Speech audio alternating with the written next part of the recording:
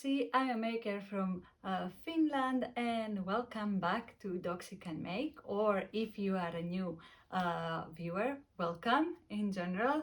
Here is my channel where we talk all things creative, from knitting, crocheting to jewelry making even. And in today's topic of the video, we are gonna be talking about my fall knitting plans. But before we do that, I thought it would be quite interesting to see what kind of knitwear trends there is around for the autumn winter of 2023-2024. Thought that it would be nice to explain a little bit of this in the beginning for the people that maybe are not so much fashion conscious, or that they just like to collect information. Not that it has any kind of impact, maybe in or direct impact on what I'm going to be making like this fall, but I thought it would be a nice introduction to see how maybe knitwear designing, as we know it from Instagram foreverly, or for whatever you want it, kind of interacts with the fashion world. Then I'm also gonna be I'm gonna be talking about my own fall knitting plans, which I kind of divide them into categories of realistic ones and the non-realistic. And the non-realistic has to do with the fact that unfortunately I don't have 8 hands, so 4 pair of hands to knit with, and I cannot make everything, but more like a wish list. So I want to tap into there because I thought it would be nice to see. Yeah,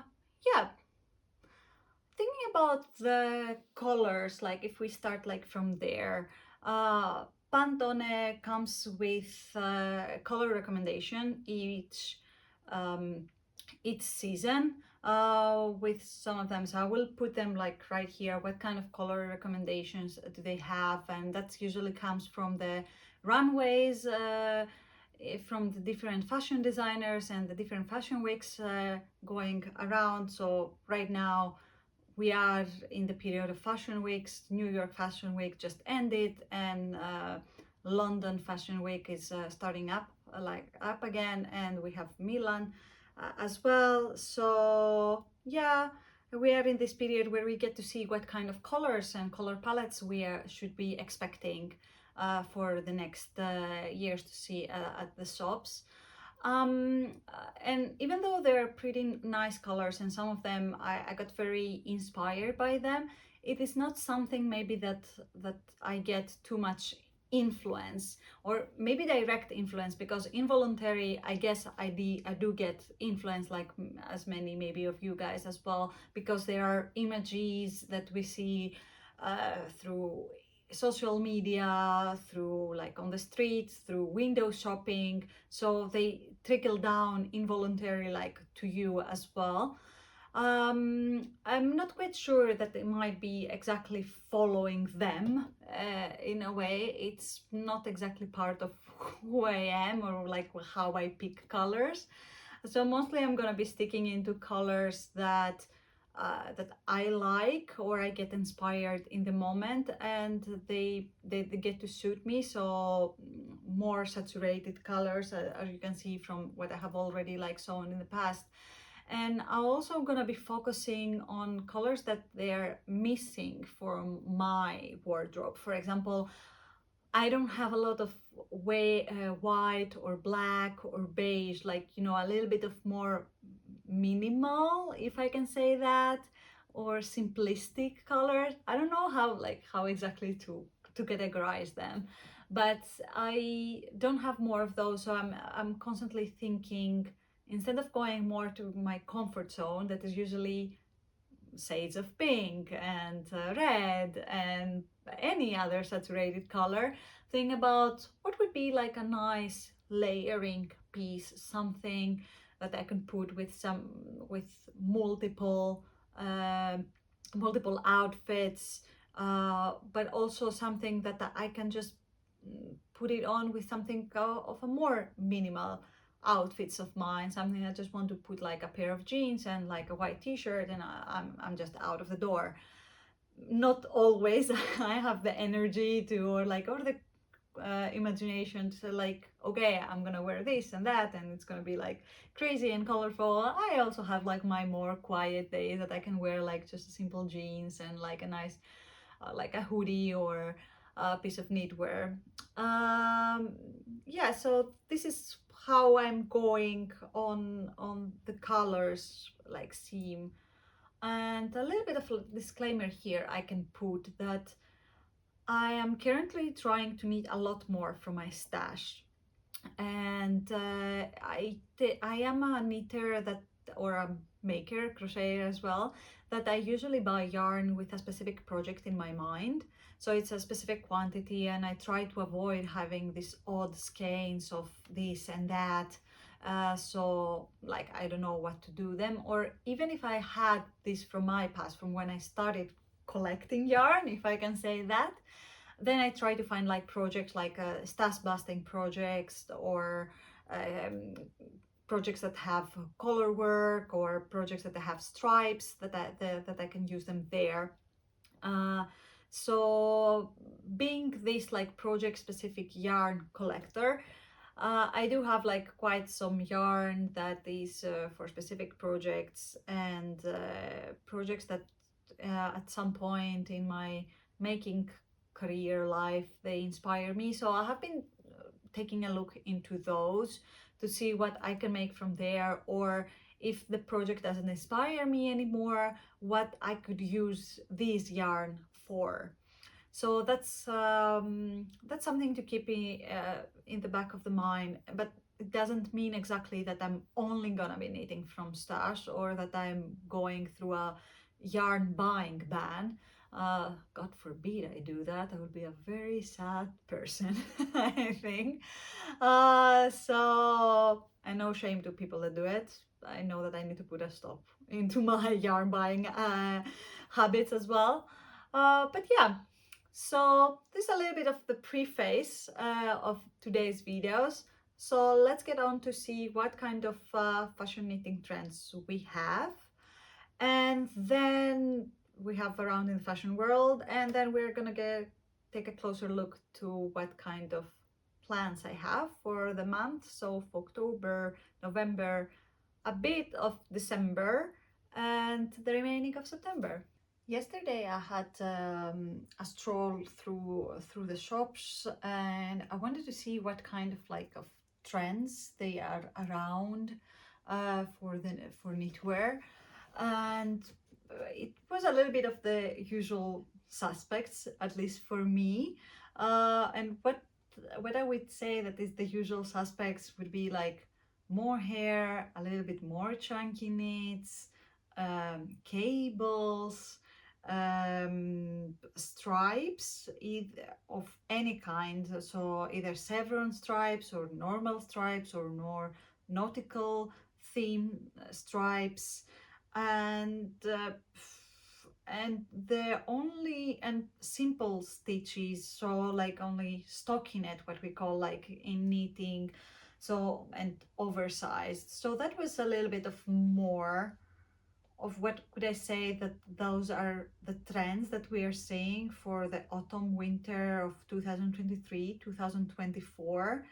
The only thing that I could add, but I don't think it's very exclusive for this autumn and winter, because I have seen it in previous years as well, it would be the use of more kitsch, if I can say that. It's not even kitsch, but more over the top, with some pearls and diamonds like around, and this kind of feel. And the other thing that I have seen, but again I wouldn't say that's very very exclusive to this autumn, was this coordinate sets, and of any variety. So either it's like a top and a cardigan, or a cardigan and a skirt, or a cardigan and a dress underneath, or a top and a skirt. So those are the things that I saw on the shops, and when I clicked on Google and said like fall, winter, 2023, 2024 knitwear trends, it had a list that the oversize and crop and stripes and kitsch, and I could see them right down there, like on the street, translated. I'm not quite sure how this has translated into the micro world of knitwear designing on the social media from independent designers, because everybody has their own style, but I can see them, but I cannot say that it was because of they were trends. But again, we don't know if this was done because we see so many images, and we don't, that becomes our own, or we just been directly influenced. Some of it come like this way, some of it not. But it was very interesting to see what is going on the fashion world and what is going on the makers world, like more independent. So that I would say are the trends for fall and winter. So oversized, simple stitches, coordinates, stripes of any variety. Yeah, and let's see how many of those trends I see in my own fall knitting plans. Fall knitting plans. All right, as I said in the beginning of the video, I'm going to divide them into two categories. One of them is like my realistic plans, and the other is my not exactly non-realistic, but what I wish that I could have made if I had 4 pair of hands, to put it that way, which I think it's a wish for a lot of people, of maker people. So and my realistic plans, going very organized in my very non-organized brain of mine, I'm going to divide it into layering pieces. Layering pieces I take as cardigans, vests, and sleep or sleepovers, however you want like to call them. And then I have like standalone pieces, and by standalone pieces I mean pieces that you can wear like as it is, so like mainly sweaters, pullovers. And then we have the category of accessories. So in accessories like socks, scarves, hats, any kind of like bags even. So this is the 3 categories. So we have layering pieces, standalone pieces, and accessories. Let's start with the layering pieces. In the layering pieces so far, I have a lot of vests and 1 wrap cardigan. So my first vest is the Olympe vest from Le Poule. And the reason why I decided that I liked enough this pattern to make it for myself, it's because it is a Stas basting piece. So it is mainly made out of scraps of yarn that you have, leftover yarn that you have from previous projects. But of course there's no stopping you if you want to make it from like one piece of like one color and like buy new yarn. But that's how the designer made it initially, like with leftover yarns from the various projects. And I have quite a lot of them lying around from all those years of making. So I found it that will be a very nice opportunity to use some of those at least. I have been trying to make pieces like that since this year, from January on, and I quite like those projects because it gives this stripes effect, since you have to think like, okay, what will be the next color that I could put here? And it gives like this imagination and giddiness that you want to go like forward with this pattern. So that was one of the reasons that I also picked it. Furthermore, I really like the style of it. It's kind of like loose, and you can also put like a shirt underneath, or you can put like a sheer, or you can put it like alone as a piece. So I really like the versatility of it, and like the style is like cool and vibey and fits where my style is right now. The way that this is constructed is like it's constructed like by the side, if I understood it correctly. It is made out of garter stitch, so since it's made back and forth, not in the round, it is just knitting in every row. So that was another reason, I think. And then for the button bands, you pick up stitches, and it's made out of double knitting. And I think, and you pick up stitches also for the armholes, and it's 1 by 1 half twisted ribbing or twisted ribbing, I can't exactly recall. And the yarn that I'm going to use, as I said before, it is mainly leftover from previous projects that I have, so it's going to be a combination of cotton, merino, mohair that I have laying around, and I'm quite excited to see how it will turn out. In the category of vests, my next one is Burgos vest, and Burgos vest is from Retrosari.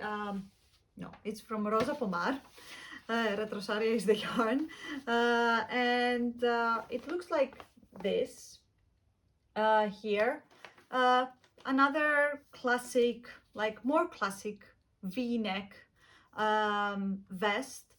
And one of the reasons that I really like this type of this pattern was because it reminds me of the vest that my grandma used to make when I was a kid. It has this nostalgic feel to me. And apart from the nostalgic feel, it has this very effortless like look. It's very classic, so it's kind of like a staple. It doesn't belong to any kind of trend. So I think it's something that I will be reaching out more and more with each passing year. The way that it is constructed, you start with the back, you fully like do the one part of the back, and then you pick up for the shoulders. And at some point after you reach the same length as the back, then you put it like all together, and it's not in the round, it's back and forth knitting as well in stockinette. And you pick up stitches both for the button band and for the armholes as well, and it has like buttons too, which reminds me that I should go and buy a lot of buttons for these two projects that I have mentioned now. The yarn that I'm going to use, I think it's a quite special yarn. I need to find it. I got this yarn from Barcelona Knitting Festival, so Barcelona Knits, that I went last year, and the Burgos vest have just like come out from Rosa. And it's their indigenous, like very this badana yarn, coming from very indigenous ships of Portugal. And I really like to support like this initiative because it came with a badge for saving the Chura badana sheep that they're indigenous in Portugal. So by buying the kit, you also contributed into this cause, like with this badge as well, that you get to put it if you want into your project or anywhere else that you wanted. And it felt very like special to me, like to help in this kind of initiatives. It's a little bit of a more scratchy yarn, but I don't mind, since it's gonna be a more layering piece and not like super like close to my body. But I know that with washing and wear, it's gonna get softer as well. Originally the pattern was made for one strand of sport weight yarn and one strand of lace yarn. So you can do that if you don't want to make with this. I just had the kit and yeah, the color is pink per my tradition, but I think it's more of a subdued pink that can be matched with a lot more colors later on. staying true to my vest in the path of making all the vest this fall. My next vest is the Girlboss vest from Burgos. It's a crochet piece, and it's a crochet piece that involves color work in crochet, something that I haven't ever tried, and I wanted to give it a try. And it's one of the reasons why I picked to make this yarn. The other reason is, you can see from the picture that I will have like next to me, the pattern is utterly cute. Utterly cute. It has a raccoon in the middle that wears heart sunglasses. Like, who would have wanted to make that? I stumbled upon it, I have no idea, through the search on Instagram or I don't even remember. I think I found it on Instagram though. And I was like, this is so me. I need to make this now. And I purchased it, and I'm quite excited like to make it. Apart from looking very cool, it has this vibe, more funky vibe that goes together with my style. So that's why I'm very excited to make it. And I will be trying a new technique. So let's see how this goes. The way that it is made in pieces. So you make like the front piece and then the back piece, and then you graft them together. And I think you pick up stitches for the collar. If I'm not mistaken, the ribbing on the bottom is already incorporated. Might be, and if not, then you also pick up stitches to do the ribbing as well. For the yarn that I'm going to be used for that, I have to look. I think I have a few options if I want to make it into my signature red and pink colorways, but I might not have the gray part and the gray and white for the raccoon. So I will have to see what I have. And if not, then I will need to make some purchases. Oh my god, poor me. But I'm very excited for this piece because during the summer I discovered that I really like crocheting and making those pieces. So I have been trying to do it a little bit more and more and experiment and start feeling more confident. I don't think I have worked a lot on the confidence that much. I still don't think that I know half of the time what I'm doing in crochet, but somehow it works out, thank God.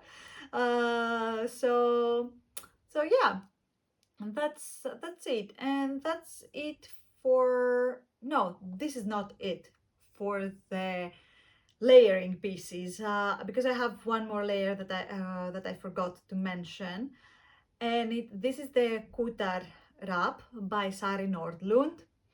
Once I saw that Sari is going to release this pattern, I think this week, I think it's coming tomorrow, I was super excited.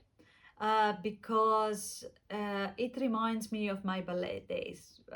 You don't know me, like I might not have mentioned this before, but as a kid and teen, I did 13 years of classical ballet, contemporary jazz, all the shenanigans, and I have a very high appreciation for this part of art, and I'm actually quite sad when I stopped doing it when I did it. I know that I'm not old you're never old to start doing it again, but if I have regrets in my life, this is one of them. So Kuutar wrap reminds me of my ballet days, and that's one of the solely reasons that I want to make it, because I want to have kind of like this feeling back.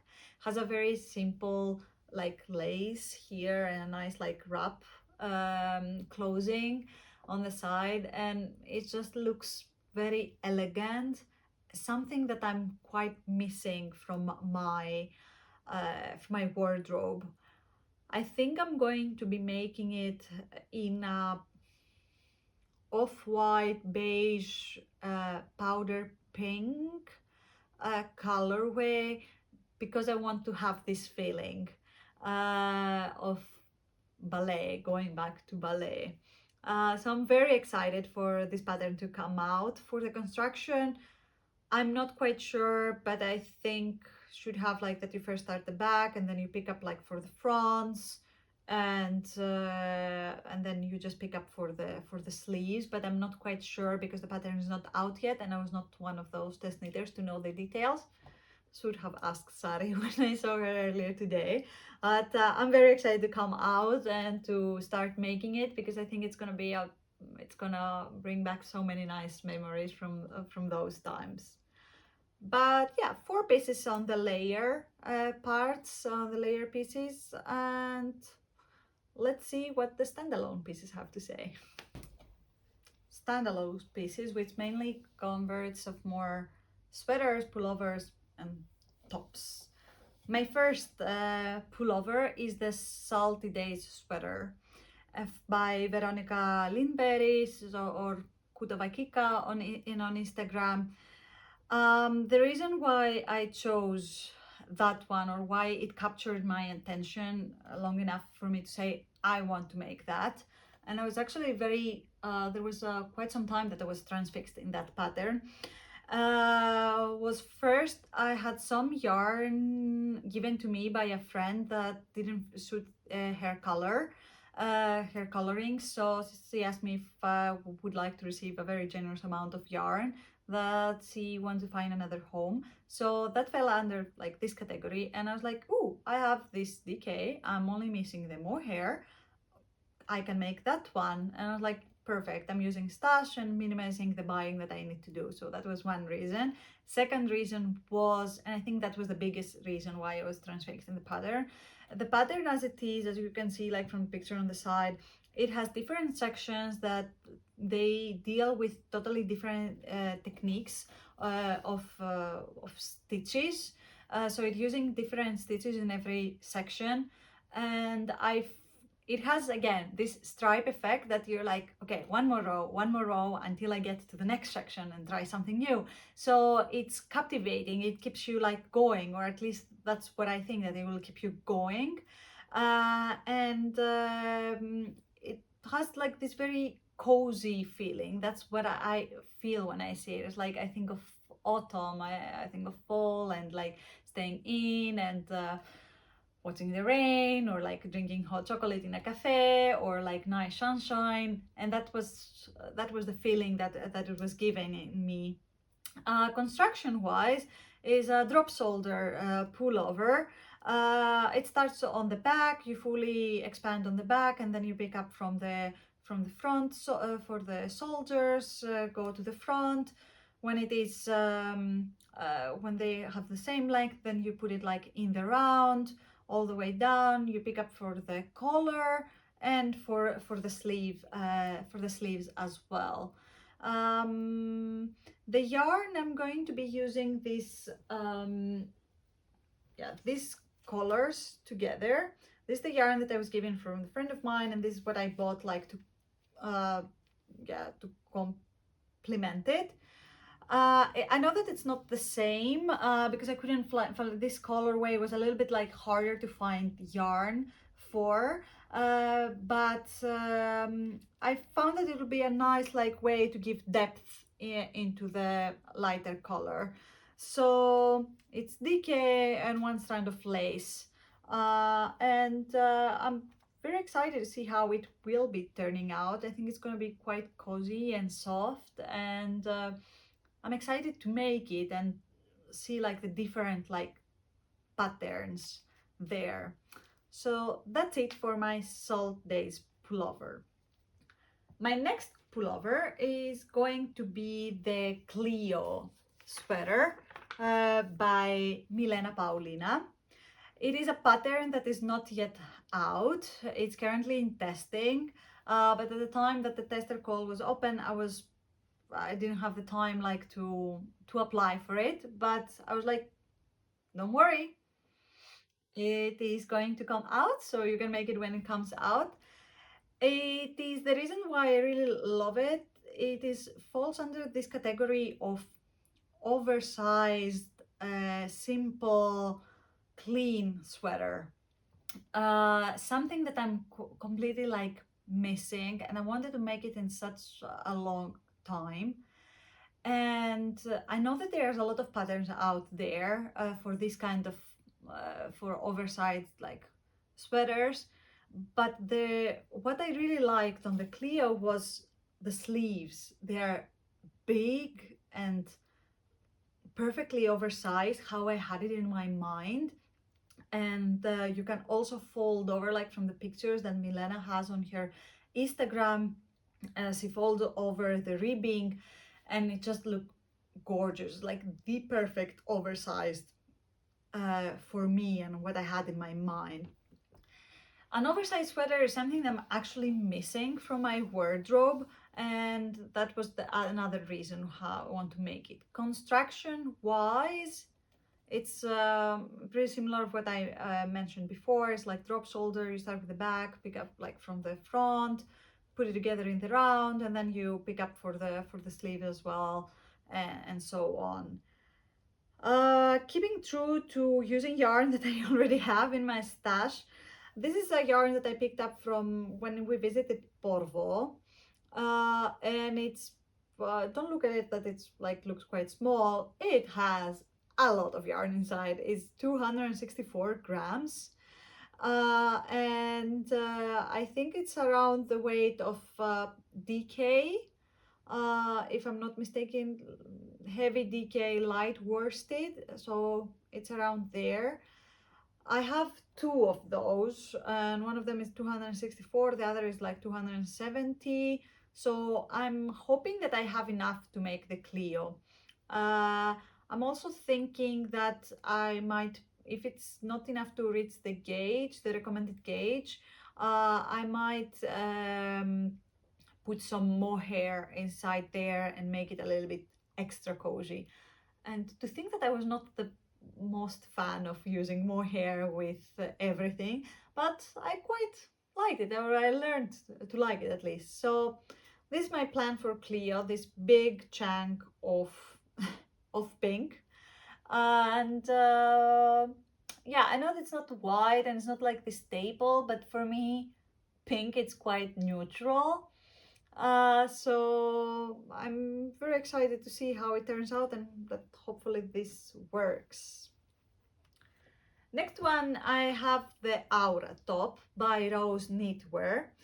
The Aura top is this, it's a top that is, it's a sheer top made out of one strand, if I'm not mistaken, one strand of mohair or maybe two strands altogether.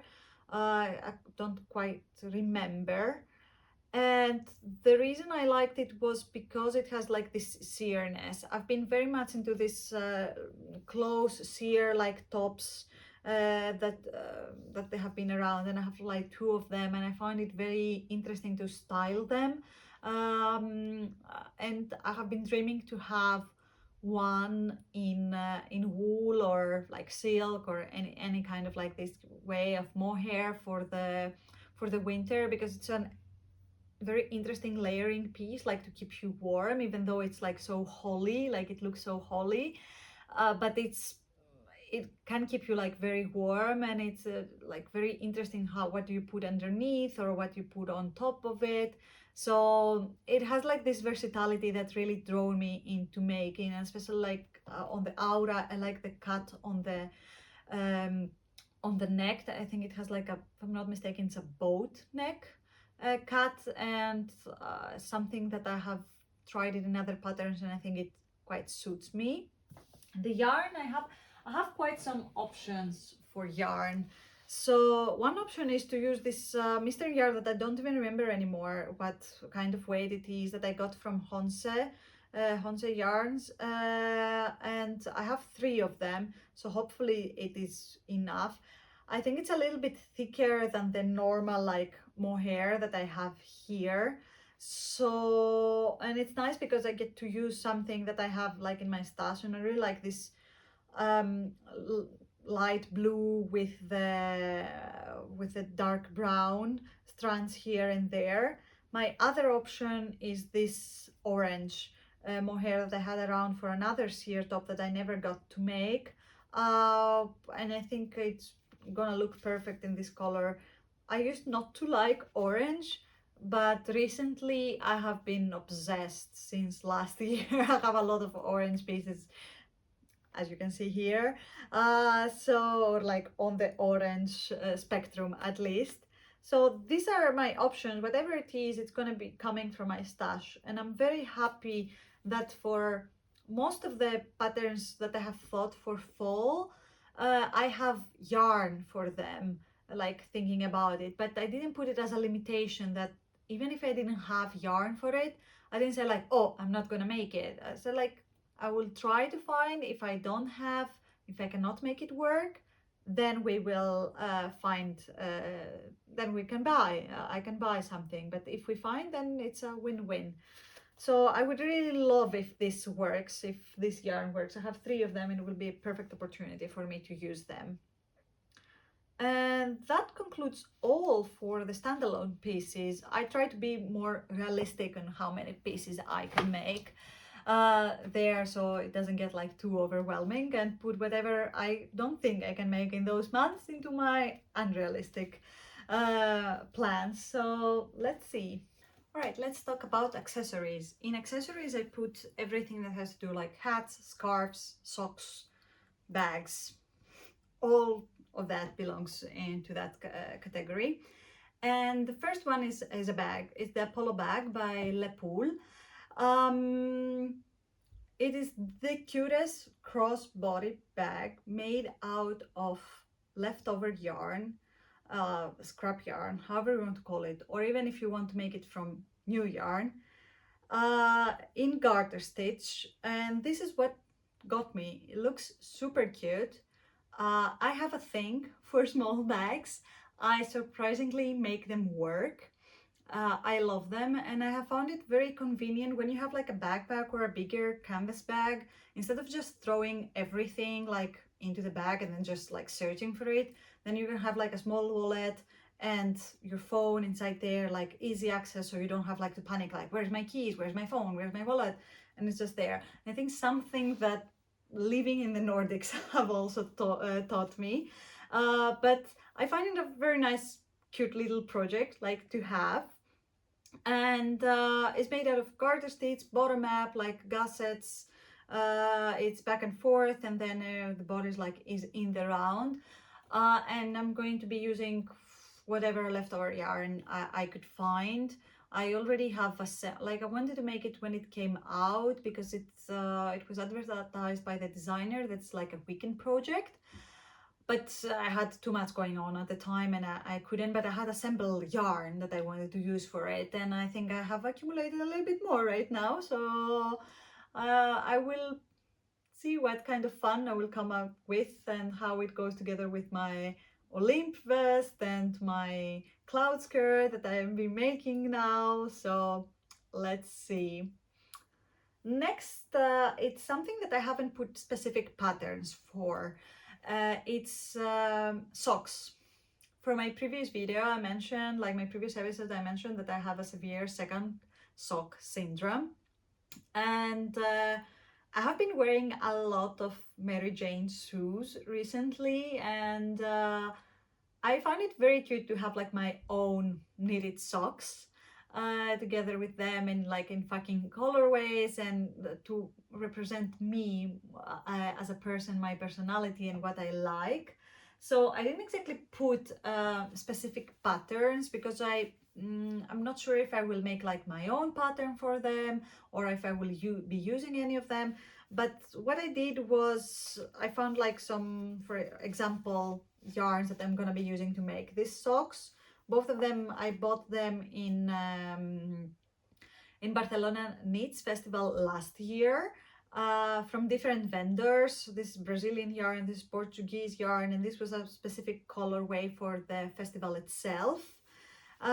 So quite funky. I cannot wait to see what kind of things I'm gonna come up with. And if I'm not mistaken, when I bought like both of those yarns, I specifically said to myself that I'm buying these for sock designing patterns.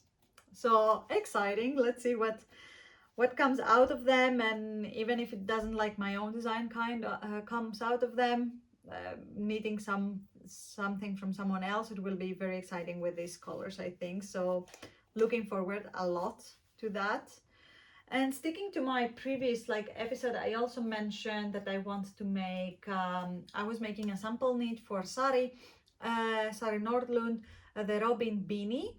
and I got super inspired to make my own, and I had like this yarn in my stash, both of them, and I thought that, oh, this is gonna be look so cool like in this beanie. It's a 2x2 2x2 ribbing from the top down. It is knitted, and I thought, and correct me if I'm just crazy myself, that this yarn reminds me of graffiti, and that would be what the beanie would remind me, and that's why I wanted like to make it with this yarn.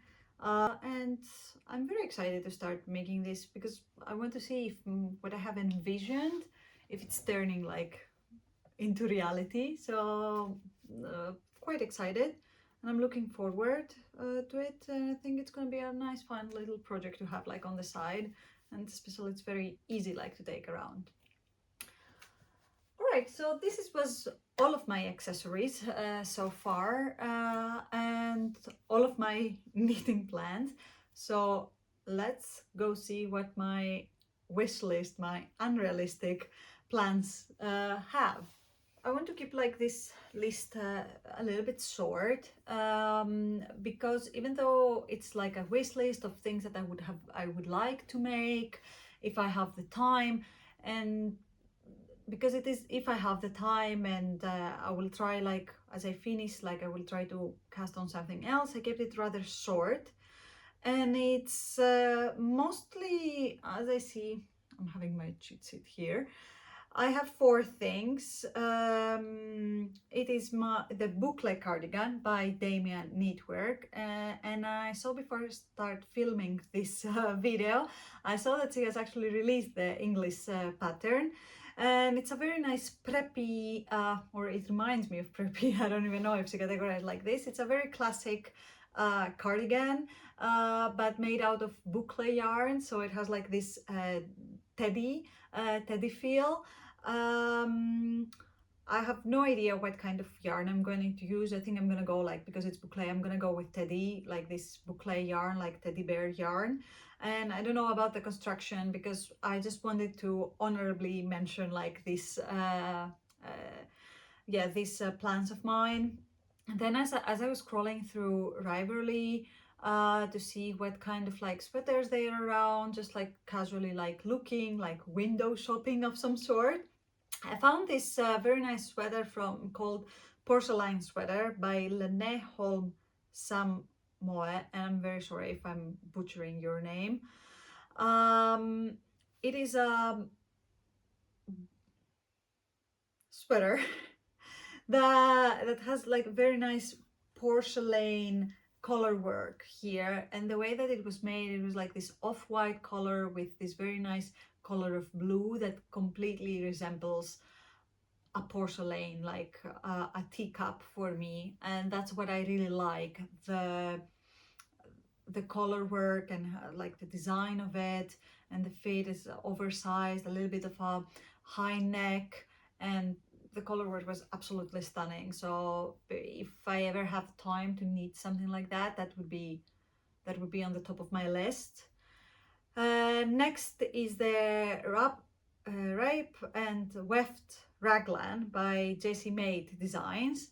It gives you can see like from the picture that it has like this effect. If I'm not mistaken, it's reserved, like knitted on the reverse side, so you knit, but then you have the purl side sewing, and this is what got me. And while I'm looking at it, I think it will be a very nice sweater to make with some variegated yarn, like that it changes colors on its own.